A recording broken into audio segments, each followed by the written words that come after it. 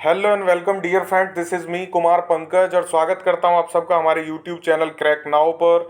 आज हम लोग बिहार करंट अफेयर का आखिरी वीडियो देखने वाले हैं। जो क्रक्स वीडियो हमने देखे उसका मैंने कंपाइल करके मैराथन वीडियो बना दिया है। तो 1 साल का वो मैराथन वीडियो आप देख चुके हैं अगर, तो उसके बाद ये लास्ट है। अगर आपने वो नहीं देखा है तो पहले देख लीजिए, क्योंकि वो एक ताबूत हमने तैयार किया है 1 साल का और उसमें कील ठोकने का काम ये वीडियो कर देगा। और बिहार के ताबूत में आखिरी कील हम ठोक देंगे करंट अफेयर के में। और फिर इसके बाद आप ये जिन्न को प्रकट कीजिएगा एग्जाम हॉल में जाके और आपको आनंद आ जाएगा, ये मेरा आपसे वादा है। शुरू करते हैं बिना किसी देरी के। भारत का सबसे अधिक स्वर्ण भंडार वाला जिला, तो ये आपको याद रखना, जमुई जो है सबसे अधिक स्वर्ण भंडार वाला जिला हो गया है और ये बिहार में है ऑब्वियसली। तो सबसे अधिक स्वर्ण भंडार वाला जिला भारत में पूछे जमुई, बिहार में पूछे जमुई। और ये 44% जो है टोटल ऑफ गोल्ड का सर्वे बिहार में है, ऐसा रिपोर्ट में कहा गया है। तो कुछ भी पूछ ले आपसे, बिहार सबसे ज़्यादा स्वर्ण भंडार वाला राज्य भी हो गया है, जिला अगर पूछ ले तो जमुई है, और परसेंटेज में पूछ ले तो 44 है। तीनों बातें याद रहेंगी। चलिए आगे बढ़ते हैं। ओएनजीसी ने बिहार के किन 2 जिलों से पेट्रोल की खोज प्रारंभ करने का अनाउंसमेंट किया है? तो ओएनजीसी ने किया है बक्सर और समस्तीपुर, दोनों जिलों में ये खोज करेंगे पेट्रोल की। ठीक है, तो याद रखना, अच्छे क्वेश्चंस हैं ये दोनों ही। ओएनजीसी बक्सर और समस्तीपुर में पेट्रोल की खोज करना का जो है इन्होंने अनाउंसमेंट कर दिया और अब ये इसकी शुरुआत करेंगे।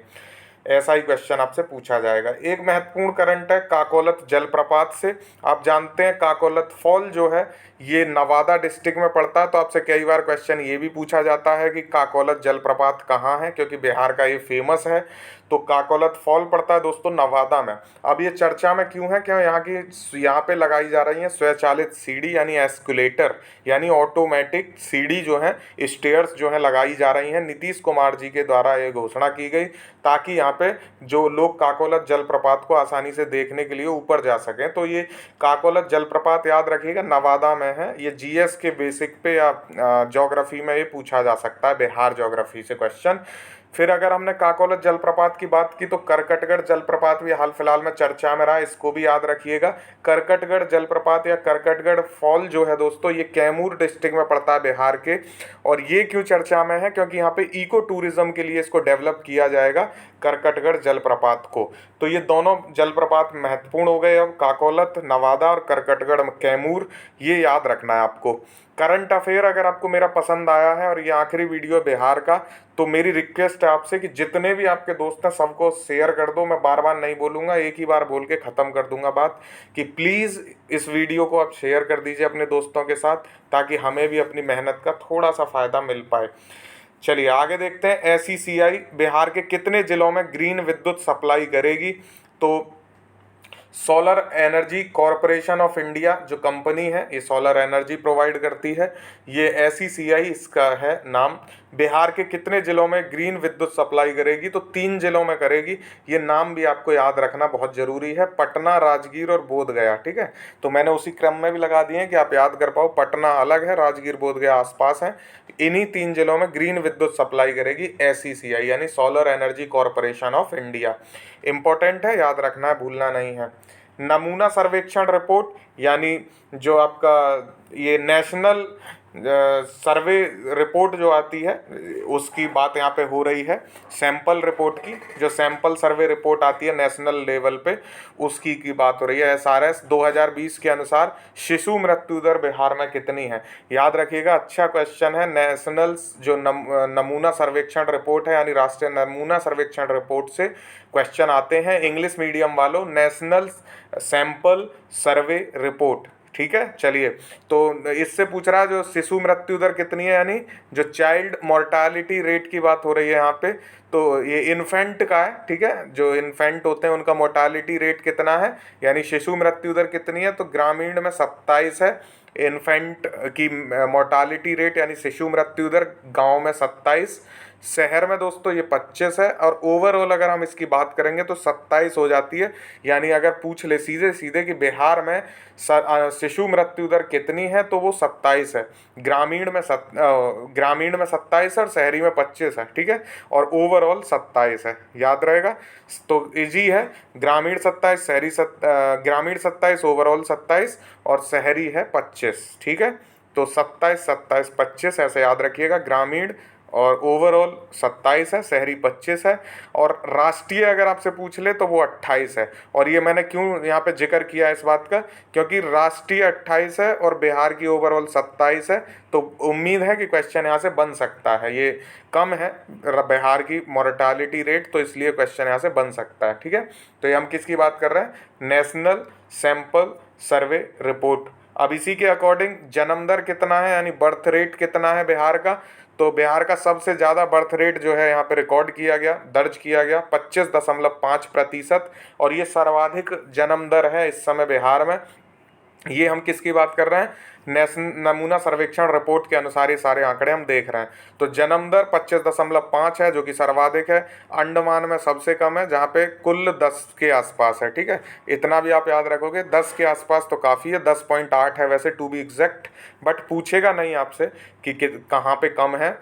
उम्मीद पूरी है कि बिहार का ही पूछेगा। अब हम देख लेते हैं मृत्यु दर। जन्म दर देख ली, तो मृत्यु दर देख लिए, तो मृत्यु दर जो है बिहार की वो है 5.4। इसमें ग्रामीण की 5.5 है और शहरी की 5.2 है, महिला की 5.4 है, ठीक है। मृत्यु दर की बात हो रही है यहाँ पे। तो ओवरऑल मृत्यु दर बिहार की 5.4 है, महिला की भी 5.4 है, लेकिन ग्रामीण जो है वो 5.5 और 5.2 शहरी, इसका ओवरऑल 5.4 आ जाता है। तो आपको 5.4 याद रखना है, यही इंपॉर्टेंट है। मैंने ग्रामीण शहरी इसलिए बता दिया है कि आपको ऐसा ना लगे कि बहुत शॉर्ट करंट है। जितना देखिए करंट पूछा जाता है, मेरा 3 साल का अनुभव है बिहार को पढ़ाने का, उसके हिसाब से जितना मैं बता रहा हूँ इससे बाहर क्वेश्चन नहीं आएंगे, ये मेरी आपसे गारंटी है। चलिए अगला है, गंगा उद्वह योजना में कौन जिला शामिल है। तो आपसे सीधे सीधे ये पूछा जा सकता है कि गंगा उद्वह योजना में कौन जिला शामिल नहीं है, तो एक ही बात होगी, बट आपको याद रखना है कौन जिले शामिल हैं, ताकि आप वहाँ सॉर्ट आउट इनको एलिमिनेट कर पाओ। तो नालंदा, नवादा, गया और बोध गया, ये जो 4 जिले हैं ये शामिल हैं गंगा उद्वह योजना में, ठीक है। कौन कौन से, नालंदा, नवादा, गया और बोध गया। इजी है, 4 याद रखेंगे। गंगा उद्वह योजना किस लिए है, तो गंगा वाटर सप्लाई से रिलेटेड है ये गंगा उद्वह योजना। नालंदा, नवादा, गया, बोध गया, ये 4 जिले इससे संबंधित हैं। बिहार का प्रथम रबर डैम फल्गु नदी पर बनाया जा रहा है, ये इससे याद रखिएगा। बस यही पूछ सकता है कि रबर डैम जो है वो किस नदी से संबंधित है, तो ये फल्गु नदी से संबंधित है। इसके बारे में आप थोड़ा बहुत जानते हो तो वो भी आप लिख सकते हो कमेंट में। बिहार का प्रथम आर्किड पार्क या ऑर्चिड पार्क, जो आप इसको पढ़ सकते हैं वो पढ़िए। तो ये कहाँ बन रहा है, बिहार का फर्स्ट ऑर्चिड पार्क या फिर ऑर्किड पार्क, ठीक है। हिंदी इंग्लिश दोनों लिख दिए हैं मैंने, जो आपको समझ आए वो पढ़िएगा। ऑर्चिड के फ्लावर्स जो हैं बहुत लोग पसंद करते हैं। तो ये संजय गांधी जैविक उद्यान जो पटना में है, या इसको पटना जू के नाम से भी लोग जानते हैं, दोनों ही नाम उसी के ही हैं। तो वहीं प्रथम ऑर्किड पार्क या ऑर्चिड पार्क जो है बन रहा है संजय गांधी जैविक उद्यान में, ठीक है। एक महत्वपूर्ण जो है प्रजाति अभी सबौर कृष्णा कली जो प्रजाति है ये चर्चा में रही है। सबौर कृष्णा कली प्रजाति, नाम याद रखिएगा, अच्छा क्वेश्चन है ये। बैंगन की नई किस्म है, इसका अभी डेवलपमेंट किया गया है बिहार कृषि महाविद्यालय द्वारा, ठीक है, यानी बिहार कृषि यूनिवर्सिटी के द्वारा, बिहार एग्रीकल्चर यूनिवर्सिटी ने ब्रिंजल की नई जो है किस्म है उसको जो है डेवलप किया है। इसका नाम क्या है, सबौर कृष्णा कली, नाम याद रखिएगा, पूछा जा सकता है। और जो आप जानते हो कि लिट्टी चोखा में भत्ता और या फिर सिंपल भत्ता जो बनता है उसमें बैंगन का काफ़ी उपयोग होता है बिहार राज्य में, और उसी के लिए इसमें लिखा भी गया करंट अफेयर में बाकायदा कि बैंगन का भत्ता के लिए ये बहुत अच्छा है और इसमें बहुत सारे जो पैथोजेंस हैं उनको नष्ट कर दिया गया है। तो ये काफ़ी अच्छी जो फसल मानी जा रही है किस्म बैंगन की, सबौर कृष्णा कली, याद रहेगा। ब्रिंजल है इंग्लिश मीडियम वालों, बैंगन। ग्रामों को नल का जल पहुंचाने में बिहार का स्थान, तो नल हर घर नल जल योजना चल रही है बिहार में, आप इसको जानते हैं। इसके बारे में आपने पढ़ा भी होगा, जहाँ पे मैंने बजट पढ़ाया है कि कितने पैसे जो हैं इसमें गए हैं। एक और मैंने बजट ट्रिक से पढ़ाया पहली बार इतिहास में, और वो सक्सेसफुल रहा। आप लोगों ने 15,000 से ज़्यादा लोगों ने वो देख लिया था एक दिन के अंदर। तो ग्रामों में नल का जल पहुंचाने में बिहार का स्थान पूछा है, इसमें प्रथम स्थान है बिहार का नल का जल पहुंचाने में। ठीक है, तो अगर आपने वो बजट नहीं देखा है ट्रिक के साथ तो देख लीजिएगा, मैं नीचे प्लेलिस्ट में उसको डाल दूंगा, बिहार बजट ट्रिक के साथ। मज़ा आ जाएगा आपको, ये मेरा वादा है आपसे। चलिए, ग्रामों का नल का जल पहुंचाने में बिहार का स्थान हो गया प्रथम। और बिहार हर घर नल जल परियोजना के लिए कितना रुपया दिया गया वो भी बता दीजिएगा कमेंट करके। बिहार हाई कोर्ट की प्रथम महिला जज, ये चर्चा में रही हैं, इंदु प्रभा सिंह। इनका भी हाल ही में निधन हो गया है, तो मुझे लगा कि इनको डिस्कस कर लेना चाहिए। जो बीपीएससी 67 कैंसिल हो गया, उसमें जो जज से क्वेश्चन पूछा गया था वो कुछ इसी प्रकार का जो है क्वेश्चन था। तो बिहार हाई कोर्ट की प्रथम महिला जज हैं इंदु प्रभा सिंह। 1990 में ये जो है 10 दिसंबर के आसपास ये बनी थी। आप डेट नहीं याद रखी ना है, बस आप नाम याद रखेंगे काम हो जाएगा। इंदु प्रभा सिंह जो है बिहार हाई कोर्ट की प्रथम महिला जज बनने का सौभाग्य इनको प्राप्त हुआ, और हाल ही में अब इनकी मृत्यु हो गई है, इसलिए चर्चा में हैं अभी, याद रखना है आपको। बिहार का प्रथम ट्रैफिक पार्क कहाँ बन रहा है, तो पटना में है। इतना याद रखेंगे बस बहुत होगा। बिहार जाति आधारित जनगणना के लिए 500 करोड़ रुपीस जो हैं अभी उपलब्ध कराए गए हैं बिहार सरकार के द्वारा। और बिहार जाति आधारित जनगणना शुरू की जाएगी, राज्य बेस्ड ये जनगणना होगी, यानी राज्य ही करा रहा है इसको, सेंट्रल से इसका कोई लेना देना नहीं है। इसका आपको याद रखना है। तो 500 करोड़ रुपीस इसमें जो है खर्च किए जाएंगे। और फरवरी 2023 इसकी समयावधि है, यानी फरवरी 2023 तक इसको कंप्लीट करना है, जाति आधारित जनगणना को बिहार राज्य में। इतनी बात इसमें आप याद रखेंगे तो काम हो जाएगा। फरवरी 2023 इसकी जो है लास्ट डेट है, और 500 करोड़ रुपीज़ इसमें इन्वेस्टमेंट है। बहुत अच्छा क्वेश्चन है। खेलो इंडिया यूथ गेम 2021, ये पंचकुला में हरियाणा में जो है ये अभी कंप्लीट हुए हैं। लगातार ये 3 बार जो है एग्ज़ाम बोल रहा हूँ, खेलो इंडिया यूथ गेम जो है 3 बार ये पोस्टपोन्ड हुआ ड्यू टू कोविड, और फाइनली ये पंचकुला में अभी संपन्न हो गया है। याद रखना है आपको, खेलो India youth game 2021 Panchkula Haryana. इसमें याद क्या रखना है आपको, बिहार की रैंक तो 28 है, यानी 28वीं रैंक बिहार को प्राप्त हुई। पूछ सकता है बिहार को कितने पदक मिले, तो 2 पदक मिले हैं इसमें खेलो इंडिया यूथ गेम में बिहार को।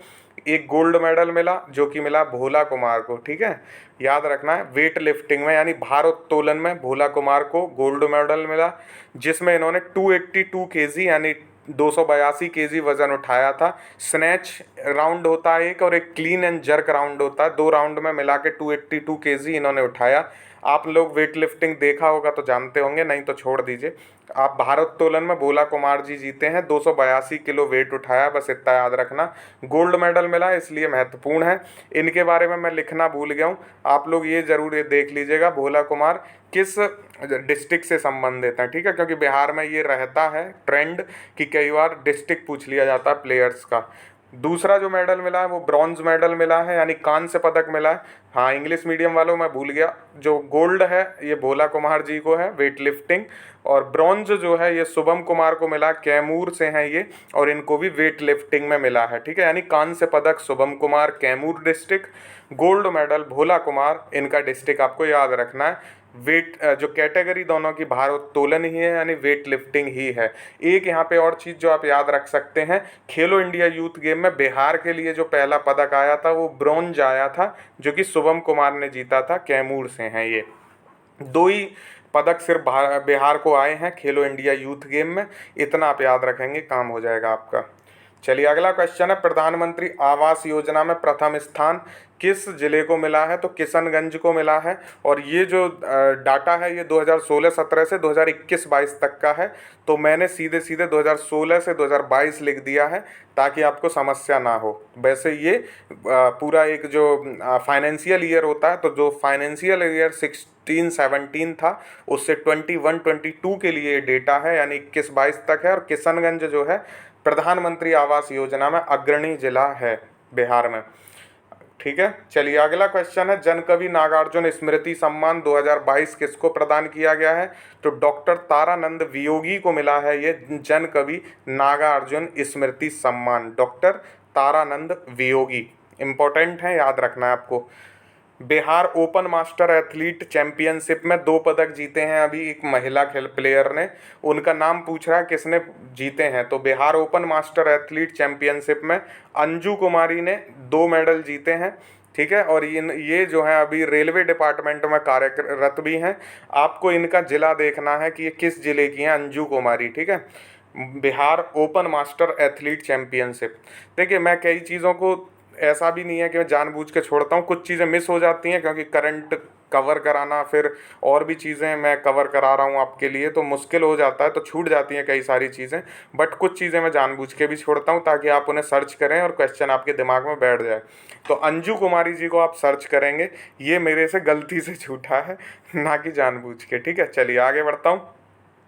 बिहार के किस जिले में सर्वाधिक अमृत सरोवर जो है बनने वाले हैं? तो कटिहार में। बहुत अच्छा क्वेश्चन है। आपको पता होगा आज़ादी के 75 साल होने पे हर जगह, हर डिस्ट्रिक्ट में 75 जो है अमृत सरोवर बनाने का प्रोग्राम चल रहा है। और ऐसा करने वाला यूपी का जो रामपुर जिला है, उसमें पहला जो है अमृत सरोवर बनाया गया। अगर पूरे भारत का पूछ ले तो यूपी का रामपुर, ठीक है। लेकिन बिहार की बात हम यहाँ करेंगे तो कटिहार जो है वो सबसे ज़्यादा अमृत सरोवर वाला जो है जिला बन के डेवलप्ड हो रहा है। 101 यहाँ पे अभी पास किए गए हैं, बनेंगे।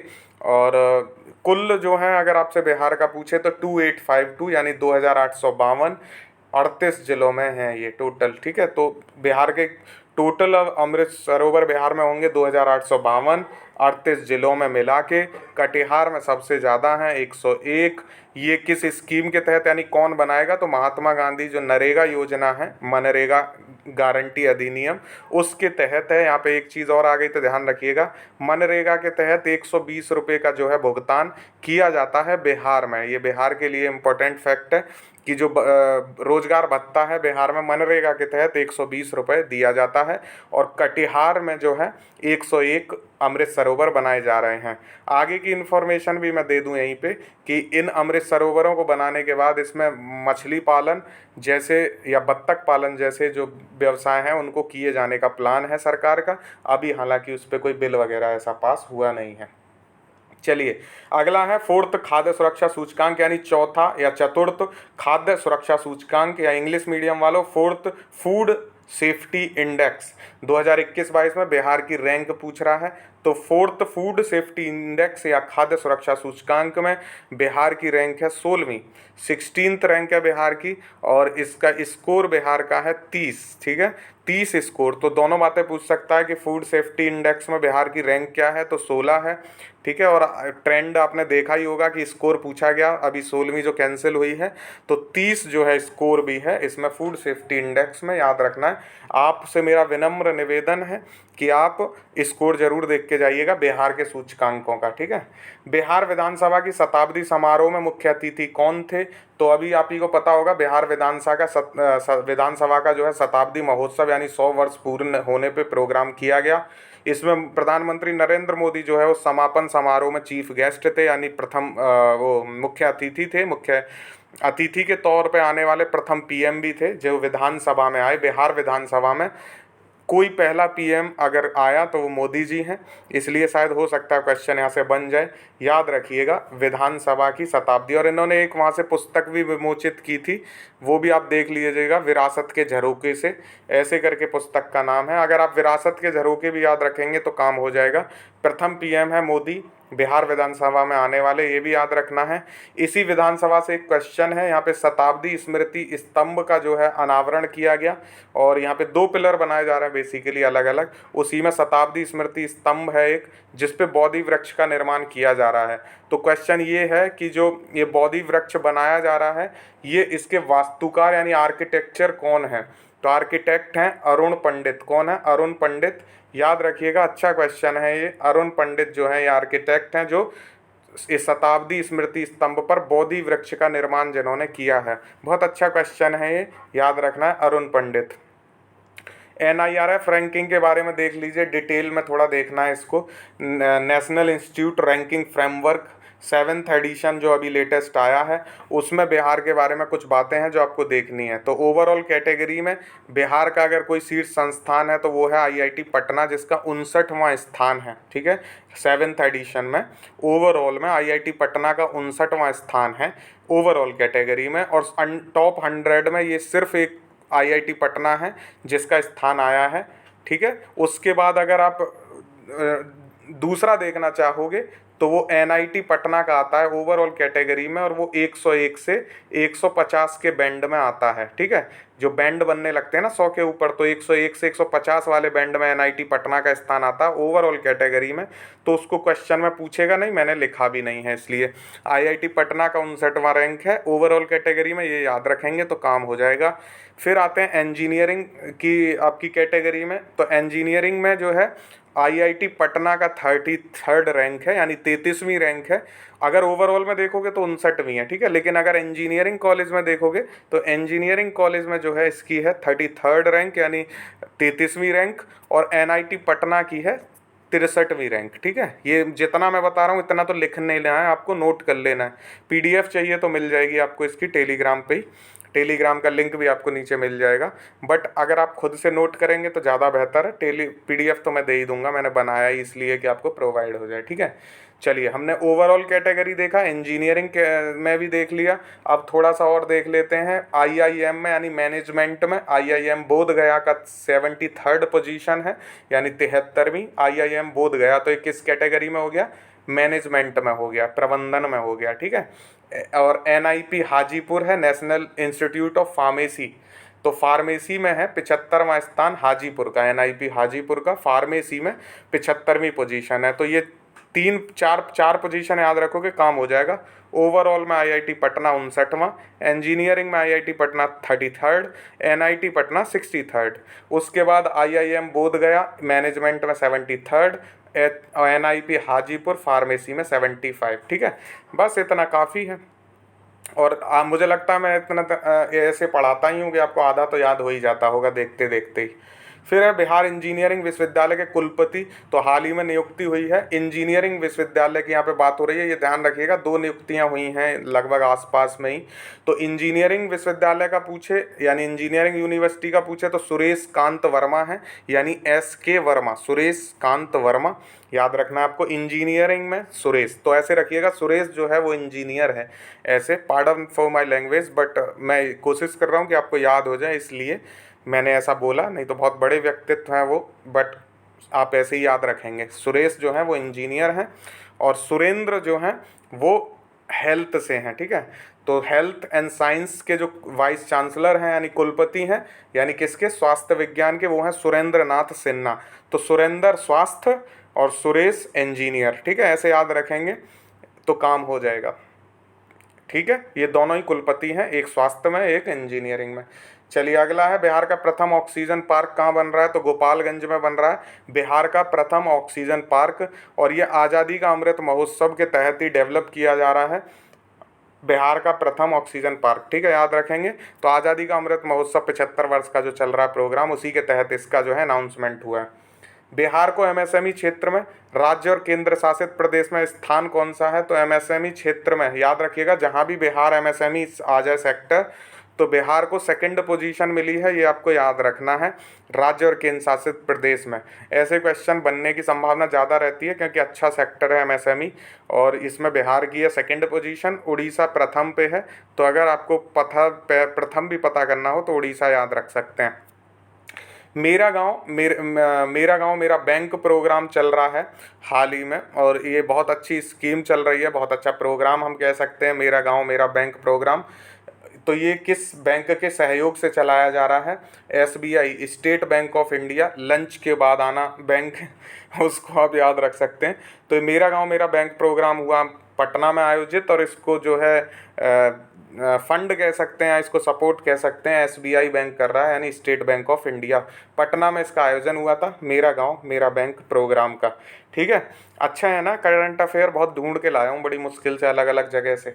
आम उत्पादन में बिहार का रैंक कौन सा है? तो 4th है। और जर्दालू आम को आप जानते ही होंगे, इसको जीआई टैग मिला हुआ है, कहाँ का है जर्दालू आम, ये मुझे आप कमेंट करके बताएंगे। आम उत्पादन में बिहार का रैंक मैंने आपको बता दिया 4th है। बिहार में हाल ही में आम महोत्सव मनाया गया था 25 से 26 जून को पटना में, उसी दौरान ये रैंक की भी बात आई, तो बिहार के आम उत्पादन में बिहार की रैंक 4th है। वैसे यूपी फर्स्ट पे रहता है।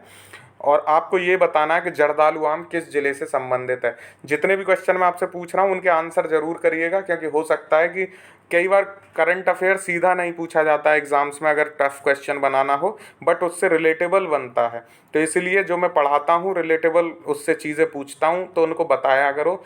इसमें मेरा कोई फ़ायदा नहीं है, आप ही का फ़ायदा होगा। नहीं बताओगे तो लॉस भी आप ही का है। But being a teacher, being your guide, मेरा फ़र्ज बनता है कि आपको चेता दूं समय समय पे, ठीक है।